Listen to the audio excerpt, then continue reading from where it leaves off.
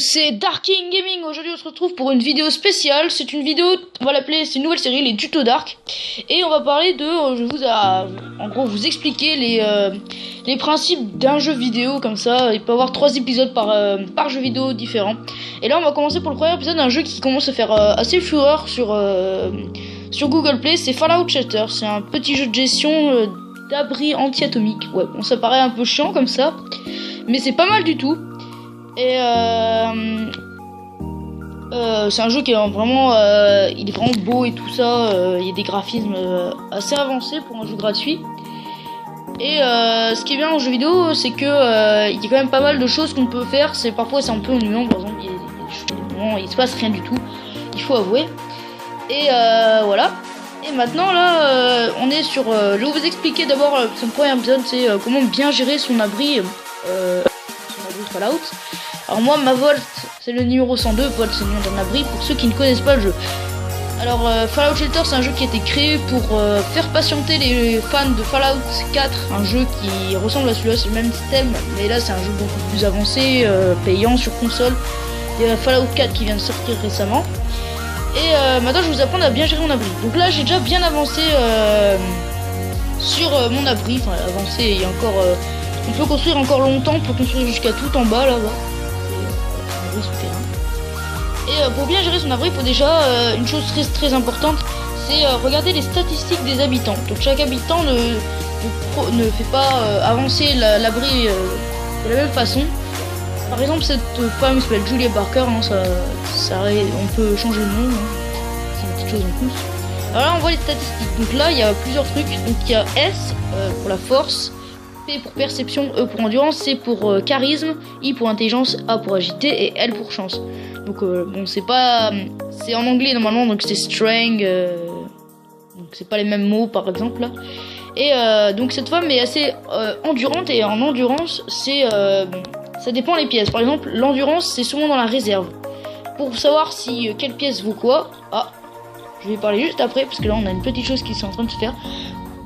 Donc ça c'est autre chose, ça c'est une attaque de pillards, c'est des gens qui viennent de dehors pour essayer de détruire l'abri. On va pas les laisser faire. Alors vous allez avoir un petit combat, donc ce personnage a une arme. On va le diriger vite vers la porte, là où parce qu'ils vont défoncer la porte et ils vont tenter de rentrer à l'intérieur de l'abri. Et là ils viennent de pénétrer dans l'abri. Ils ont détruit la porte. Et là on va avoir des combats, on peut gérer les combats. Donc dans ce jeu, c'est l'une des seules petites choses qui est un peu embêtante dans ce jeu, c'est la gestion des combats. C'est assez difficile, il faut gérer parce que là vous voyez là les habitants viennent de partir. Voilà, il y a du combat, blablabla. On peut collecter des armes sur que par exemple ces pillards avaient une sorte d'arme. On va la prendre. Voilà, donc les combats sont assez... Les pillards prennent l'avantage, enfin nous prenons l'avantage pour l'instant. On voit qu'il y a beaucoup de pillards qui meurent là. Et on voit la vie de Resident, par exemple, lui il est déjà affaibli. On va utiliser Stimpack. Donc Stimpack c'est ce qui veut soigner les bonhommes. Et voilà, ils sont tous morts. Mais panique pas toi, panique pas. Voilà, donc voilà, les enfants et les femmes enceintes, eux ils paniquent. C'est ça le truc qui est un peu qui est embêtant dans le jeu. Il y a un peu de capsule, c'est la donnée. Donc revenons à nos pièces. Donc pour l'électricité c'est la force, donc les S. Par exemple moi cette femme, bon elle est pas particulièrement forte, mais par exemple lui il a des statistiques plus puissantes. Donc on voit qu'il faudrait la mettre là-dedans. Il y a aussi cette femme là qui est très A, ça veut dire c'est pour la bouffe, c'est l'agilité. Et on voit qu'elle a des stacks A très fortes, 5 c'est beaucoup pour le jeu. Voilà.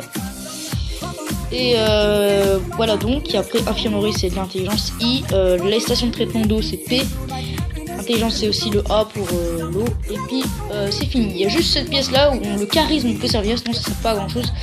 Le charisme c'est pour attirer des gens, c'est la station de radio. Maintenant on va passer, bon ça sera pour autre chose. On va passer à autre chose, maintenant c'est l'explication des pièces.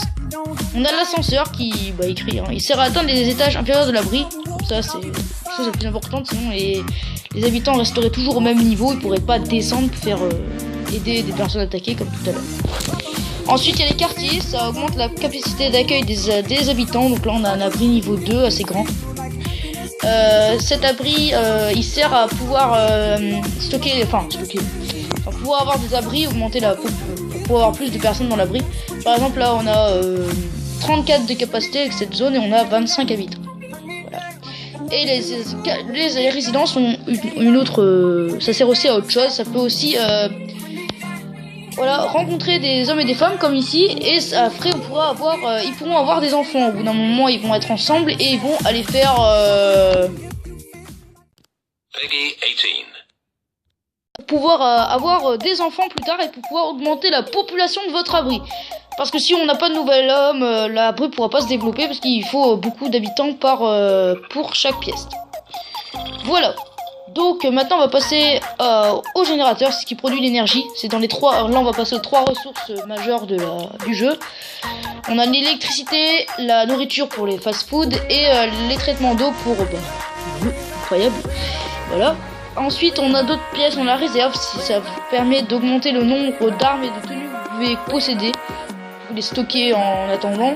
Si vous avez plus de place et que vous ne vouliez pas acheter de nouvelles réserves, vous pouviez les vendre si vous n'en avez pas besoin, mais bon, ça ne sert pas à grand chose parce que vous pouvez les donner, les équiper sur tous les habitants. Par exemple, moi j'ai donné tous mes équipements, tous mes armes sont déjà donnés, je les ai pas stockés.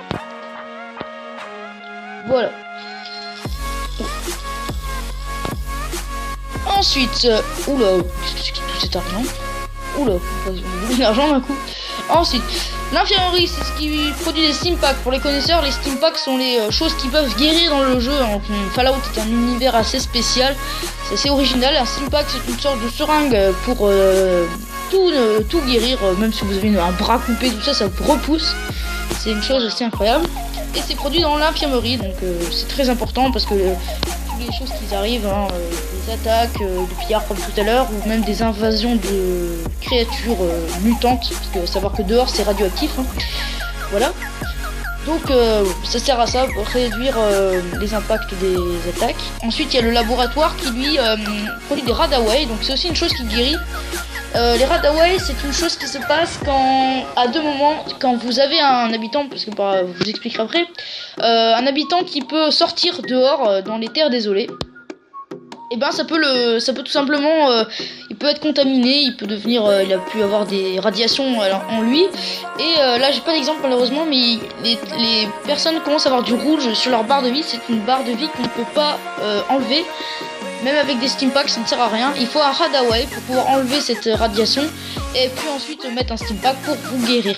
Donc c'est une chose aussi très importante pour guérir les personnes qui peuvent rentrer plus tard. Donc là-bas, ils se mettent ensemble et ils vont faire Peggy 18 comme tout à l'heure. Et voilà.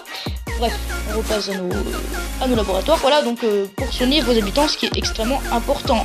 Deuxième chose qui peut se passer avec les Radaway, c'est que ça peut pas. Si par exemple là, mon taux d'eau est assez élevé, il y a assez d'eau pour tous les habitants de l'abri. Si vous avez une crise d'eau et que pendant très longtemps vous n'avez pas assez d'eau, vos habitants commencent à être contaminés, parce que je sais pas pourquoi ça n'a rien à voir, mais l'eau ça guérit de radiation, donc c'est pas vrai, hein, mais bon, c'est comme ça. Dans le jeu, si vous n'avez pas d'eau, vos habitants commencent à être un peu malades et on y fera beaucoup de Radaway. Donc il faut bien produire l'eau, c'est une ressource très importante. Ensuite il y a la station radio, ça attire de nouveaux résidents parce que au début du jeu vous allez vous dire ouais ça sert à rien, mais bon de toute façon il y a des habitants qui viennent à la porte, c'est faux, parce qu'au bout d'un moment vers 12 ou 10, je ne sais plus trop, à partir de 12 ou 10 habitants c'est fini, il n'y a plus de résidents qui viennent à votre porte pour entrer. Et il faudra soit faire des bébés, soit pouvoir attirer des personnes avec cette salle radio qui se trouve juste ici. Voilà. Et il faut le charisme pour pouvoir attirer les personnes à l'intérieur. C'est une chose assez importante pour pouvoir développer son appareil. Ensuite il y a la salle de musculation, je ne l'ai pas encore construite, mais vous verrez dans une prochaine vidéo, ou peut-être je ferai des jeux dessus. Je ferai pas des tutos, je ferai plutôt du jeu. Ça permet d'améliorer la force. Donc après il y a il y a plusieurs salles, donc vous voyez il y a encore beaucoup de salles à expliquer. Il reste encore des choses à expliquer. Donc c'est tout pour ce premier tuto. D'ailleurs on est attaqué par les rats de cafard. Donc c'est tout pour ce premier tuto sur Fallout Shelter. Je fais des tutos sur ce jeu parce que c'est un jeu assez compliqué. Par exemple je vais pas faire des tutos sur Flappy Bird, hein, ça sert à rien. Donc c'est tout pour cette première vidéo. Ciao tout le monde, à plus.